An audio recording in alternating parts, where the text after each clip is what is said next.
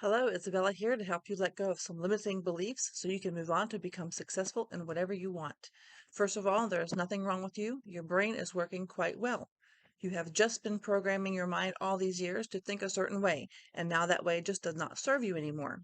We are here to help you change that programming to one that fits your needs at the present time by revealing certain truths. So let's get started. Day 3. The impact of your words. The words you speak hold a lot of power. Let me repeat that. The words you speak hold a lot of power. They can heal, destroy, save, help, or hurt. Words are what governs nations, start a war, or create peace. This is not about speaking affirmations, but instead creates an energetic response that can move things into motion and create a significant impact on you and your life. Maybe you have heard of self-fulfilling prophecy. This is a very real thing that happens when you use your words the proper way.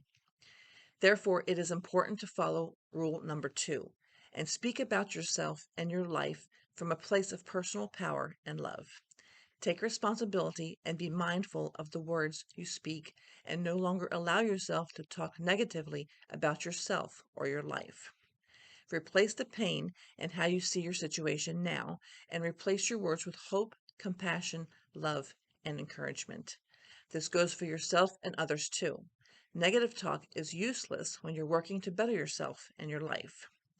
Most people who talk negatively and claim that it pushes them to do things are afraid that if they lighten up on themselves, they won't accomplish their goals or change anything they want to change. But all this does is create a substantial negative impact on your subconscious mind and is designed to keep you down in the end. If that was working for you, you wouldn't have found yourself here. You must challenge this negative behavior, which is self-abuse, and must be released for your life to improve. Remember, you are human and you make mistakes. That does not define who you are. It is meant to learn from. Create the new standard for yourself of not allowing those negative self-judgments and self-defeating thought patterns to continue.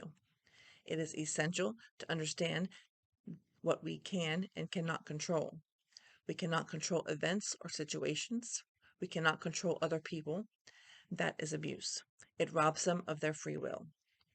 You may want to feel better and may believe that your pain can only subside when the other person or situation changes. This is not, nor has it ever been true. This can also be abusive behavior. We can't control the course of events and how they unfold. That is not our job. Our job is to decide what we want in life and do what we can within ourselves to achieve it, not to control how it happens. Don't be too caught up in the details. Allow yourself to flow with the currents of life. You will be okay. Do what you can do to take the steps toward your goals and let life assist you the way it was designed to by fulfilling all the details. You cannot control whether the steps you created will work or be successful in helping you achieve your goals. Each step will lead you to the next step in the process. Can you control or force it to unfold exactly the way you had planned? No, nobody has been able to do that. Once you have set the goal and created the strategy, your job is to take the steps and have faith in the process. If the steps you are taking start to lead you away from your goal, make a few adjustments to align back to your goal. Just stay focused on the steps you are taking, and you are not in control of the events and how they unfold. Not everything we do is going to be successful, nor should it be. Failure has a purpose. Imagine what would happen if every one of us got to dictate what happens in our lives. It would be chaos. We must come to some understanding that a supreme intelligence governs our existence. We must let go of the idea that we are in full control. I've seen devastating consequences from this type of thinking. Our job is to make the right choices for our lives toward our goals.